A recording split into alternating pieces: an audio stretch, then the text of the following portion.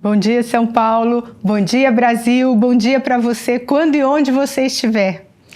Eu queria começar hoje o nosso culto lendo o Salmo 5, versos 11 e 12.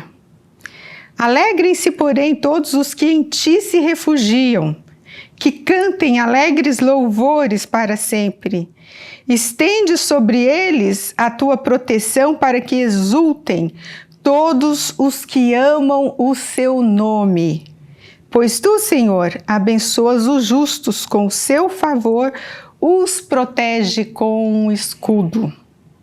O Senhor é o nosso escudo, aquele que nos protege, que se coloca à nossa frente para que nada venha e nos atinja.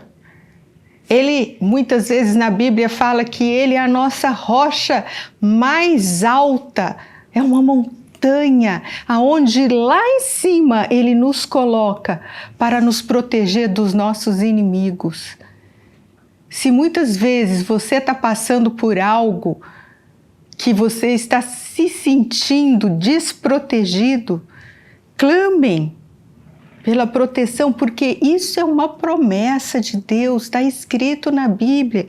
E lá no Salmo 91 fala o seguinte, que aquele que habita no esconderijo do Altíssimo encontrará descanso à sombra do Todo-Poderoso. Isso eu declaro a respeito do Senhor. Ele é o meu refúgio, o meu lugar seguro. Ele é o meu Deus e eu nele confio, pois ele me livrará das armadilhas da vida. Interessante, né? Essa tradução fala, ele me livrará das armadilhas da vida. Existem armadilhas todos os dias, mas Deus nos livra. Você está neste esconderijo do Altíssimo? Você está em Cristo?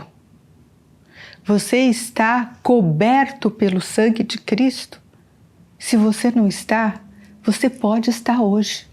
Vamos fazer uma oração? Senhor Jesus, eu entrego a minha vida a Ti, para que o Senhor seja o meu escudo, para que eu possa habitar no seu esconderijo, estar naquela rocha que é Jesus, que me protege das armadilhas da vida. Senhor, eu entrego o meu coração a Ti e eu declaro que o Senhor é o meu Salvador, o meu Senhor. Governe a minha vida, toma o meu coração e dirige os meus passos. Em nome de Jesus eu oro. Amém. Cantarei quão grande é o meu Deus, todos hão de ver quão grande é o meu Deus.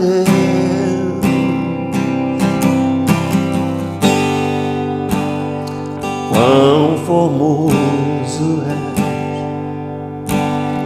Rei do universo, tua glória enche a terra e enche os céus.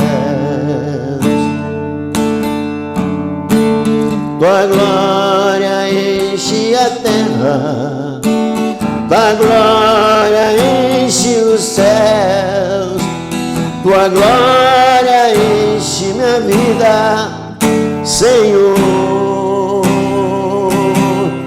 Maravilhoso é estar em tua presença. Maravilhoso é poder te adorar. Maravilhoso é tocar nas tuas vestes.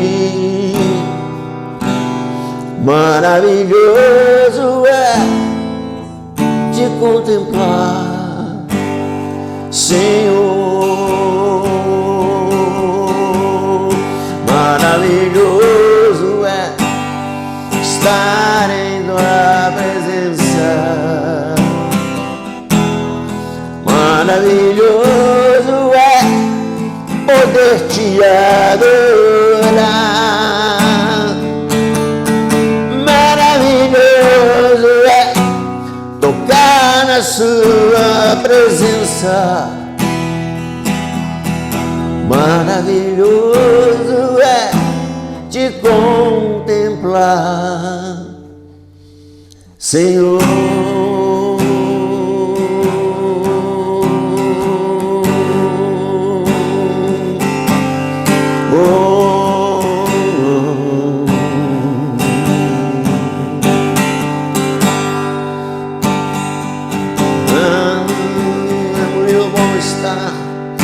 Você que está aí na sua sala, coloca a mão no teu coração.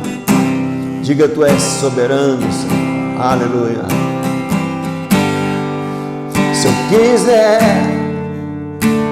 adorar a Deus,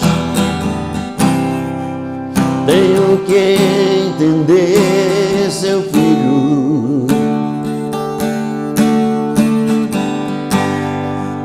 Se eu quiser adorar a Deus, tenho que ouvir o Espírito e obedecer.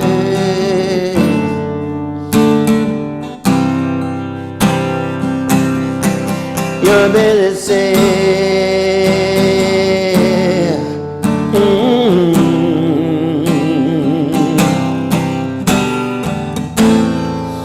Tenho que aprender a ouvir, mesmo sendo que não quero, não. E ainda assim levantar as minhas mãos e cantar assim, para adorar,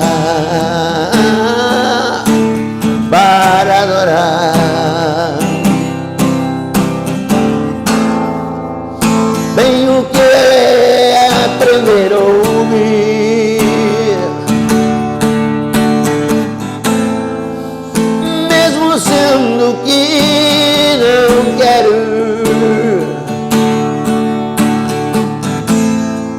E ainda assim abrir meus lábios, sim, para adorar, para adorar, para adorar, para adorar.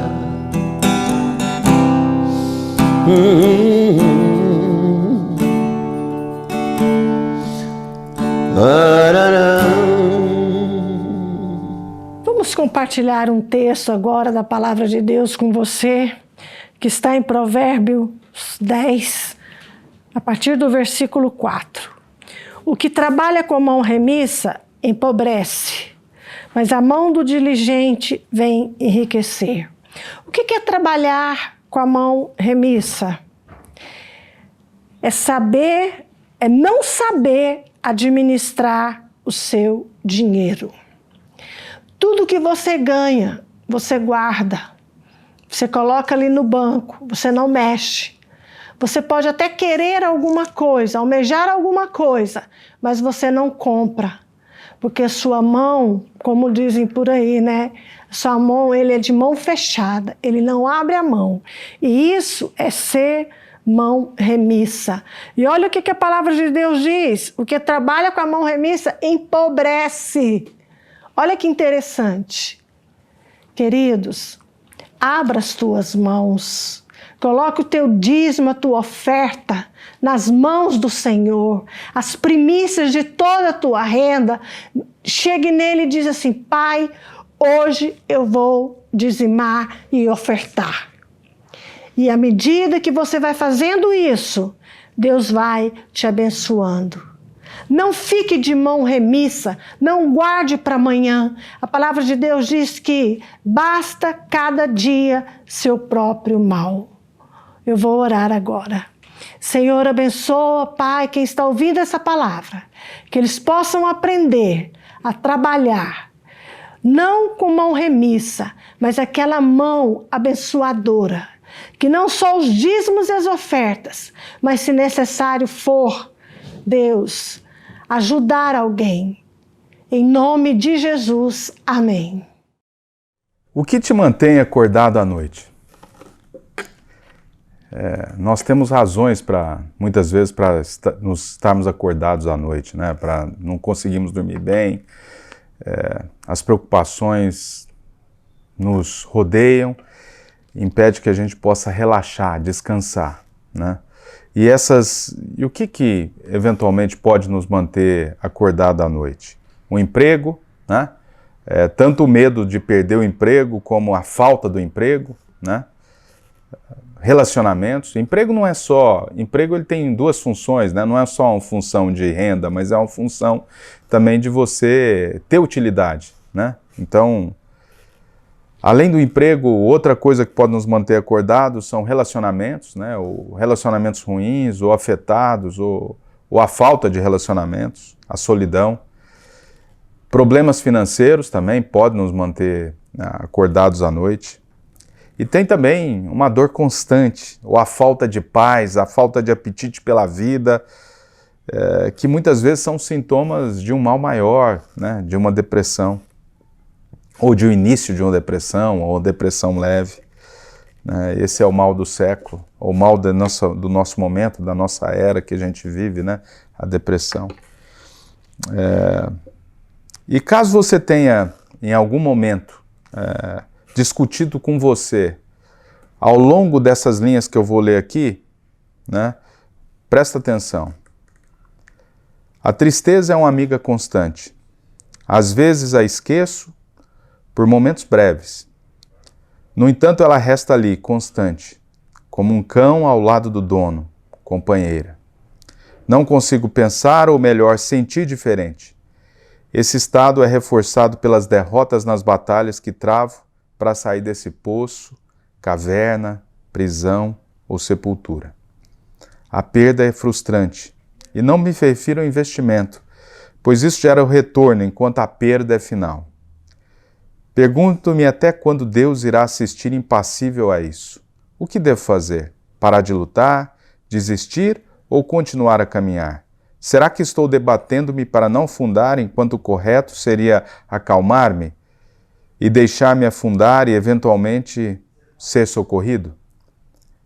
Deus, qual é a resposta correta? Quando irei sentir você perto e ver sua atuação em minha vida? Quando a tristeza deixará de ser minha companheira, sendo substituída pela alegria? Continuo sem saber a resposta. Se você já dialogou consigo mesmo nessas linhas, existe uma grande possibilidade de você ter sucumbido a um quadro de depressão. Agora, se você não está conseguindo dormir à noite, né? Descansar, repousar, né? E você tem, seja porque está preocupado com problemas financeiros, de relacionamento, ou um quadro de depressão, né? Ou um quadro de pré-depressão,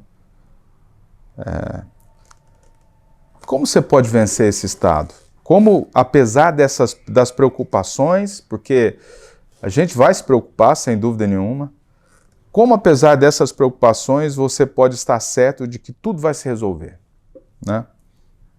Primeiro, vamos dar um passo atrás, vamos entender por que as coisas acontecem, por que as coisas podem ir mal, né? Elas podem ir mal por resultado de três coisas diferentes, ou de três responsáveis diferentes, né? Ou três origens diferentes. O primeiro é o seguinte: nós temos um inimigo. Então, a primeira razão para as coisas irem mal é a existência de um inimigo. E o que é o inimigo? O inimigo, ele quer infligir a dor, a derrota, ou criar confusão. É importante a gente ter uma perspectiva de que estamos em uma guerra. Então nós temos um inimigo. É um inimigo da nossa espécie que nos quer o mal. Se estamos em guerra, então, a gente tem que estar atento e em guarda permanente, né? E eu vou ler alguns versículos que falam justamente sobre esse estado que nós estamos e sobre a existência de um inimigo que quer o nosso mal e que é uma das razões para a gente estar passando pelo momento, ou pela dificuldade, ou pelo desafio que a gente está passando. Em 2 Coríntios 2:11 diz: a fim de que Satanás não se aproveite de nós, pois conhecemos bem os planos dele. Em 1 Pedro 5:8 diz: estejam alertas e fiquem vigiando, porque o inimigo de vocês, o diabo, anda por aí como um leão que ruge, procurando alguém para devorar. E em João 10, na primeira parte do versículo, diz: o ladrão só vem para roubar, matar e destruir. Então nós temos um inimigo, esse inimigo que é o nosso mal, e esse inimigo pode infringir ou pode na realidade nos afetar de alguma maneira. Ele pode criar as condições ou usar das condições ao redor para nos afetar, né? Então a gente tem que ter essa percepção que as coisas podem ir mal porque tem como origem a atuação do inimigo, né? A outra razão pelas quais as coisas podem ir mal é por causa das circunstâncias, né? As circunstâncias são condições, são fatos ou eventos, né, que eles condicionam, que eles determinam, né? Eu vou dar um exemplo: o ambiente, as circunstâncias ou as condições que podem ser, por exemplo, a economia. A economia que nós estamos vivendo nesse momento é de baixo crescimento econômico, o ambiente que a gente está econômico, né? De baixo crescimento econômico, inflação em alta, desemprego, renda em queda, né? Porque a inflação está alta, então a sua renda disponível, ou seja, o dinheiro que você tem para gastar, ele diminui, porque na realidade, com os preços sobem, você pode comprar menos itens, né? Então esse ambiente econômico, ele é uma circunstância, né? Outro exemplo é a sociedade, são os valores, né? E hoje, por exemplo, além dos valores, você tem uma cultura da intolerância. As pessoas estão cada vez menos tolerantes, né? Existe a cultura do cancelamento. Principalmente nós que hoje utilizamos as redes sociais, nós somos cancelados, né? Não existe tolerância, não existe o Instituto do Perdão, né? Não existe isso. Então, na realidade, esse é um ambiente também. Tem um ambiente econômico, tem um outro ambiente que é a sociedade, tem um outro ambiente que é o geográfico. Onde você nasceu, onde você vive, isso te limita também, de alguma maneira, né? É uma circunstância que também causa aquele problema que você se encontra. Outra é a social. Qual é a sua família em que você nasceu, né? De repente não tem recursos, ou tem muitos recursos e tal. Isso são circunstâncias que afetam e que fazem com que a gente possa viver, num determinado momento, uma situação, né, que causa uma situação que a gente esteja vivendo, né, que seja falta de emprego, ou na realidade você ter um relacionamento ruim, ou problemas financeiros, ou até um quadro depressivo, né? E existe, então, a primeira razão para isso é você ter certeza que você tem um inimigo. A segunda é que tem as circunstâncias, né? E essas circunstâncias eu vou ler aqui alguns versículos que falam sobre isso, né, na Bíblia. Em João 16:33, na parte B do versículo, diz: no mundo vocês vão sofrer, mas tenham coragem, eu venci o mundo. Ou seja, aqui está claramente dizendo o seguinte: olha, no mundo, nessa sociedade que você vive, nessa regra, nesse regramento que você vive, né, nesse ambiente que você se encontra, você vai sofrer. Mas tenha coragem, eu venci o mundo. Em Filipenses 4, versículos 6 e 7 diz: não se preocupem com nada, mas em todas as orações peçam a Deus o que vocês precisam e orem sempre com o coração agradecido. E a paz de Deus, que ninguém consegue entender, guardará o coração e a mente de vocês, pois vocês estão unidos com Cristo Jesus. Isso é uma coisa interessante, a paz de Deus que ninguém consegue entender, porque muitas vezes a situação ao redor, ela é tumultuada e você mesmo assim sente uma situação de que, poxa, a situação vai mudar, né? Mas aqui o contexto é as circunstâncias, né? Ou seja, as circunstâncias, elas podem nos afetar, né? Não se preocupem com nada, mas em todas as orações, peçam a Deus o que vocês precisam e orem. Outro versículo que fala sobre as circunstâncias da vida também é Mateus 5:45. Diz o seguinte: para que vocês se tornem filhos do Pai de vocês que está no céu, porque ele faz com que o sol brilhe sobre os bons e sobre os maus, e dá chuvas tanto para os que fazem o bem, como para os que fazem o mal. Isso é uma verdade. Quando tem chuva, intempérie, o tempo, ele chove sobre você e chove sobre outra pessoa, independente da condição social, independente na realidade se você é uma pessoa boa ou não é uma pessoa boa, se você é salvo ou não é salvo, isso pouco importa. Né? Isso acontece. Então, a chuva vem para todos. Então, é o seguinte, por que as coisas elas podem ir mal ou podem levar um quadro em que você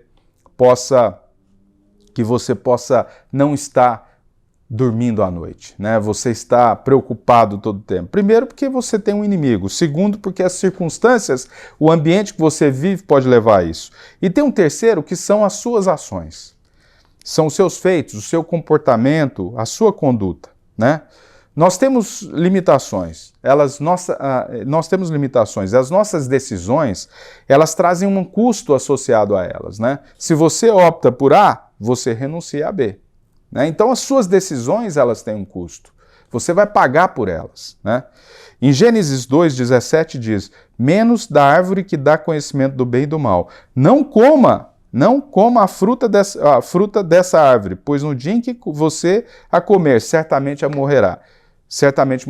Aqui fala sobre o seu poder de decisão. O homem naquele momento, lá no Éden, ele tinha a possibilidade de decidir.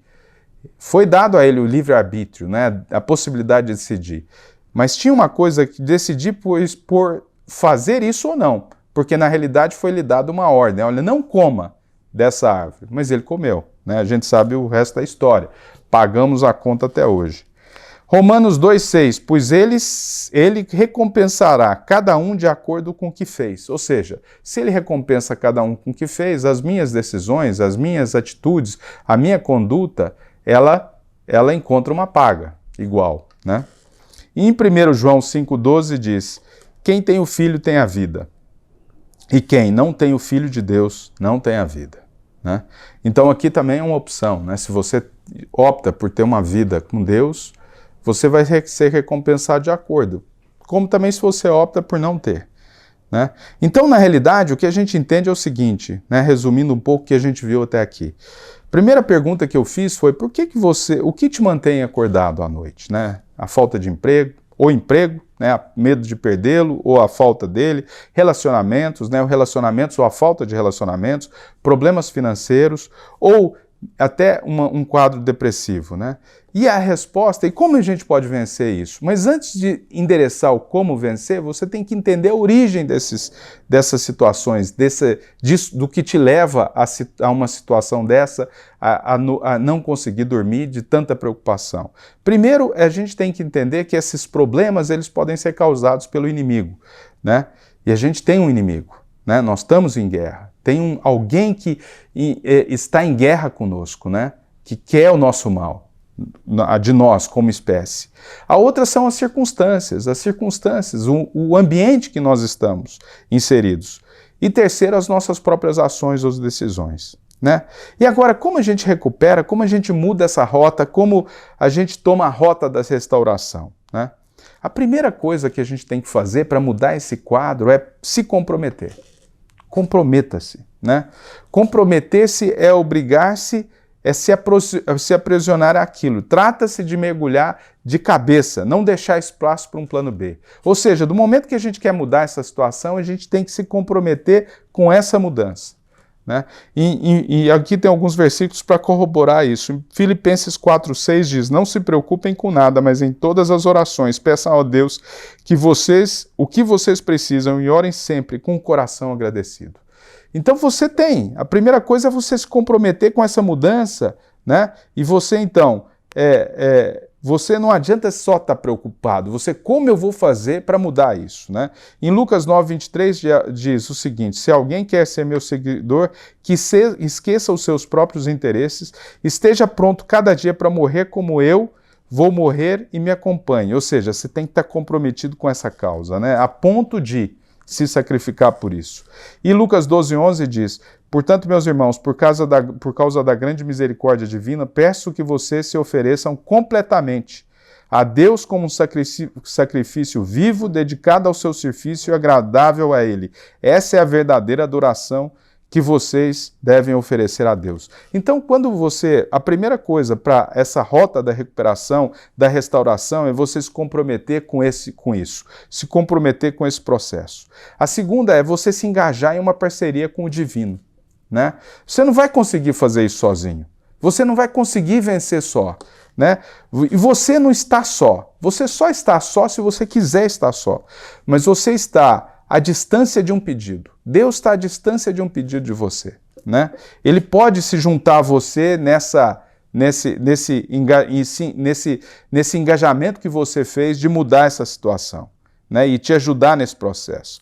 Em Salmo 145, 18 e 19 diz o seguinte: ele está perto de todos os que pedem a sua ajuda, dos que pedem com sinceridade. A todos os que o temem, dá o que é necessário. Ele ouve os seus gritos e os salva da morte. Ou seja, ele está perto de todos os que pedem a sua ajuda, dos que pedem com sinceridade.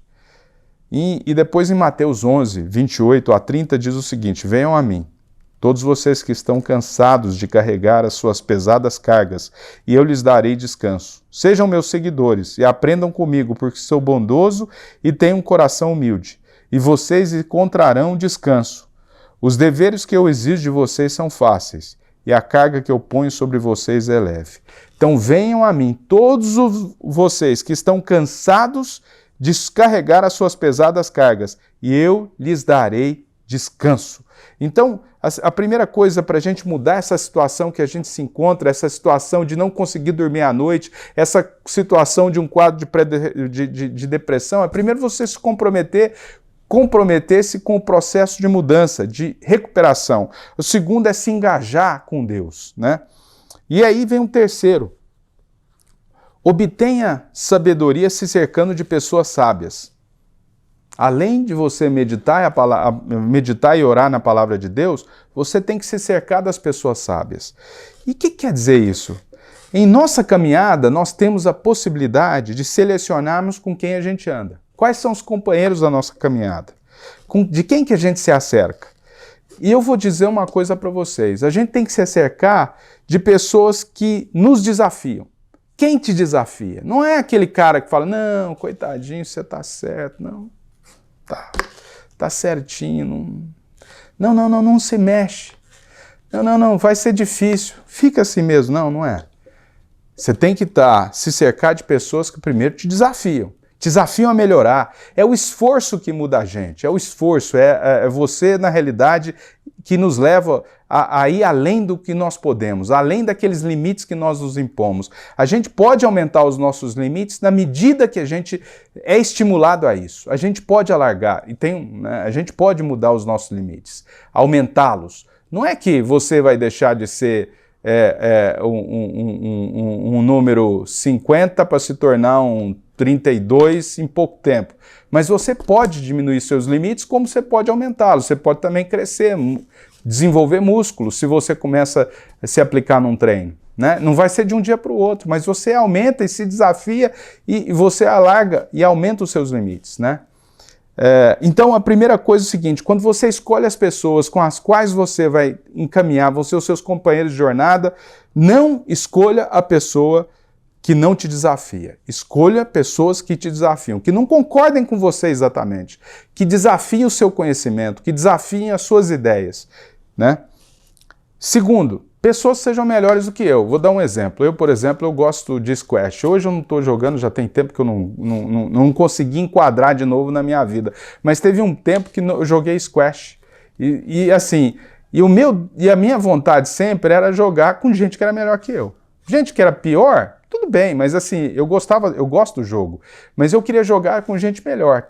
não tinha problema perder de 15-0. Não tinha problema, desde que realmente eu estivesse aprendendo no jogo. Quando eu fui treinar, eu contratei o vice-presidente, ele era vice-campeão paulista. Por quê? Porque é o cara que eu podia aprender dele, né? Então, a gente tem que, na realidade, buscar pessoas como companheiros de viagem que sejam melhores que a gente. E não pessoas que sejam piores. Não quer dizer que você não vai ajudar, porque da mesma maneira que você escolhe uma pessoa melhor que você, outra pessoa vai te escolher, porque você é melhor que ela. É claro que você vai caminhar com essas pessoas, mas você, no seu desafio, para largar os seus limites, você tem que, na realidade, escolher pessoas melhores que você. E outro, finalmente, pessoas das quais você possa aprender, né? É extremamente importante a gente caminhar com gente que a gente pode aprender. Hoje em dia é o dia do coach, né? Você tem coach, você tem mentor, você tem um punhado de nomes que você dá. Por quê? Porque é um processo de aprendizado em que você, na realidade, você discute, não só discute, mas tem exercícios práticos para você poder sair daquela situação e até melhorar como profissional ou melhorar como pessoa, né?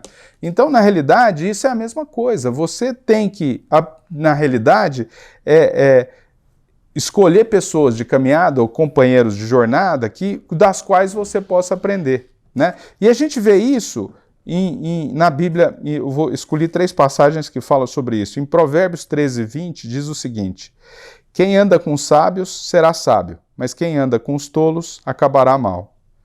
Então, quem anda com os sábios será sábio, mas quem anda com os tolos acabará mal. E em Provérbios 11:14, o país que não tem um bom governo cairá, e com muitos conselheiros há segurança. Ou seja, na multidão de conselhos há vitória, uma outra tradução disso, né? E em 1 Coríntios 15:33, já no Novo Testamento, Paulo falando, né, não se enganem, as más companhias estragam os bons costumes, né? Então aqui nós temos 3 exemplos da Bíblia que corroboram isso. Então, se a gente puder falar como é que a gente muda a nossa situação, como eu saio dessa situação de estar preocupado à noite com o meu emprego, estar preocupado à noite com os relacionamentos ou a falta dos relacionamentos, estar preocupado à noite e não conseguir dormir por causa de problemas financeiros ou porque eu estou com uma dor, uma tristeza que me toma conta da minha vida e que não me permite que eu possa sair daquela situação que pode ser um quadro de pré-depressão. Como é que eu faço isso? Primeiro, eu reconheço que, na realidade, isso pode acontecer e é gerado por três origens, né? Tem 3 origens ou 3 preceptores. Um é o inimigo, né? Que nós temos um inimigo que quer o nosso mal, as circunstâncias, que elas valem para todos, né? E as suas próprias ações. Então, e como a gente se recupera? Como a gente muda isso? Como a gente muda esse quadro? A primeira é você se comprometer com o processo de mudança. O segundo é se engajar com um parceiro que é o próprio Deus, divino. E o terceiro é você se cercar de gente boa, gente sábia nessa sua jornada. E, finalmente, não menos importante, a 4ª coisa a fazer é se manter no curso. Mantenha-se firme, tenha paciência e esteja numa comunidade. Esteja junto com mais gente. Enquanto você estiver na sala de espera de Deus, né, ou na sala de espera, aguardando alguma coisa, se prepare, relaxe e não desista. Eu tenho 3 versículos, 3 passagens que eu quero compartilhar sobre isso. Em Tiago 5:8 diz, vocês também precisam ter paciência, não desanime, pois o Senhor virá logo. Então, não desanimem, a situação vai mudar. Lucas 21:19, fiquem firmes, pois assim vocês serão salvos. A gente tem que estar firme, né? Não é uma corrida de 100 metros quadrados, não, de 100 metros livres, né? Na realidade, é uma maratona, é uma corrida de 42 quilômetros. Então não adianta sair em disparada, você tem que ser firme, manter o ritmo, né? E não ficar desanimado porque, geralmente quando você passa, você passou dos 5 quilômetros, com certeza você vai ter, ou não com certeza, mas muito provavelmente você vai conseguir completar. Desde que você mantenha o ritmo, você, na realidade, faça o que você planejou, né? Em Filipenses 1:6 diz, pois eu estou certo de que Deus, que começou esse bom trabalho na vida de vocês, vai continuá-lo até que ele esteja completo no dia de Cristo Jesus. Olha que certeza, pois eu estou bem certo que Deus, que começou esse bom trabalho na vida de vocês, vai continuá-lo até que ele esteja completo, ou seja, não chegou ao fim. Né? Se ainda não tem a solução, se a situação não mudou, é porque não chegou no fim. Né? Se você está vivo, não chegou no fim. Em 2 Timóteo 4:7 diz, fiz o melhor que pude na corrida, cheguei até o fim e conservei a fé. Isso foi Paulo falando, né? Então, meus queridos, para a gente mudar essa situação, a gente tem que, de fato, estar comprometido com o processo, né? Quando eu digo essa situação, essa impossibilidade de dormir, que te toma sua preocupação, te preocupa o tempo todo e toma sua mente e não permite que você mude e saia daquela situação, porque aquilo te oprime e não permite que você saia ou pense em outra coisa. Você está hipnotizado e todas as suas energias canalizadas para algo que não adianta nada, porque preocupar-se é pagar juros sobre uma conta que não tem ainda, uma dívida não contraída, não adianta, não adianta. Preocupar não adianta. É claro, um nível de preocupação que tem a ver com responsabilidade, é claro, mas ficar ao ponto de você ser tomado, controlado pela preocupação, não vai adiantar nada. Né? E aquilo, quando aquela coisa da preocupação, ela te leva, quando ela exacerba, ela te leva a um quadro de você perder a fé, né, na vida e perder o gosto pela vida e até um quadro de depressão. Né? Então, para mudar isso, você tem que entender o quadro que, olha, no mundo a gente vai passar aflição, as circunstâncias da vida são difíceis, às vezes a origem sua também te limita, mas, Deus está aí e ele mesmo fala, Jesus, olha, eu venci o mundo, vamos então, vamos junto, você pode mudar isso, você pode aumentar os seus limites, né? Existe também, além disso, além da questão da circunstância, existem as suas ações, você pode ter pisado na bola algum dia, mas, pisou na bola, legal, mas isso não pode definir a sua vida toda. É claro que você vai ter um custo associado àquilo, mas você pode mudar aquela circunstância, né? E para você mudar tudo isso, e não ficar preocupado, ou melhor dizendo, não ficar dominado pela preocupação, você tem que se comprometer com a mudança, engajar-se com parceiros, com uma parceria com o divino, né? Você está com pessoas, se cercar de pessoas nessa jornada que sejam melhores que você, que te desafiem, né? E das quais você possa aprender, e você se manter no curso. E finalmente, crê em duas coisas só. Deus foi fiel anteriormente com você. Não foi? Lógico que foi. Você deve ter bênçãos para contar na sua vida. Você deve ter coisas boas para contar. Então Deus foi fiel com você anteriormente. E se isso aconteceu anteriormente, você tem como contar essas bênçãos, Deus é fiel hoje também. Por quê? Porque dele não muda. Deus não muda. Deus não muda. Se ele fez no passado, ele faz hoje. Né? Basta que a gente deixe que ele haja. Né?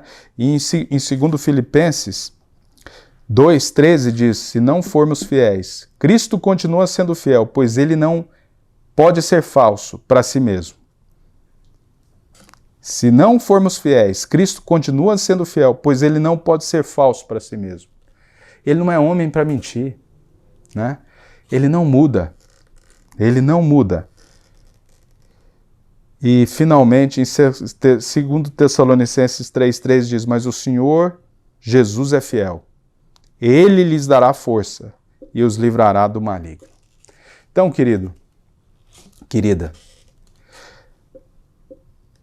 o que te preocupa hoje, o que tira o seu sono, pode ser importante. E é realidade, porque para você é realidade. Mas não se deixe dominar por isso. Não se deixe se tornar um quadro que você não tenha mais controle sobre ele e que te tira a alegria da vida e te tira a possibilidade de viver a vida, né? Entenda, nós estamos inseridos num quadro ou nós estamos inseridos num espaço que na realidade nós temos de um lado o inimigo, nós temos do outro lado as circunstâncias e no outro nós temos as nossas ações. E isso pode se intersectar em algum momento, né? E as coisas podem ir mal. Mas a gente pode mudar esse quadro se a gente se comprometer com a mudança, se a gente chamar e colocar Deus na nossa vida como nosso companheiro, e não nosso só companheiro, mas nosso guia, mais do que companheiro, nosso guia, porque escolher companhias que possam agregar e nos ajudar nessa caminhada e manter o curso. Mesmo que tenha obstáculo no caminho, mantenha o curso. E, finalmente, não deixe de crer. Não deixe de crer que se ele foi fiel com você, e você deve ter bênçãos para contar do passado, ele continua sendo fiel hoje, ele não muda, ele é o mesmo, ele é imutável. Então, esteja certo que ele vai te ajudar a conquistar e a mudar essa situação. Tenha fé, meu querido. Vamos orar então. Deus, te agradecemos por essa oportunidade, pela palavra que o Senhor nos agracia, porque o Senhor é bom, o Senhor é misericordioso. E nós podemos trazer diante do Senhor todos os nossos problemas, as nossas dificuldades, aquilo que tira a nossa paz. E temos certeza e convicção de que se nós confiamos no Senhor e se nós nos definimos sair daquela situação, nós podemos, porque no Senhor nós tudo podemos. Amém.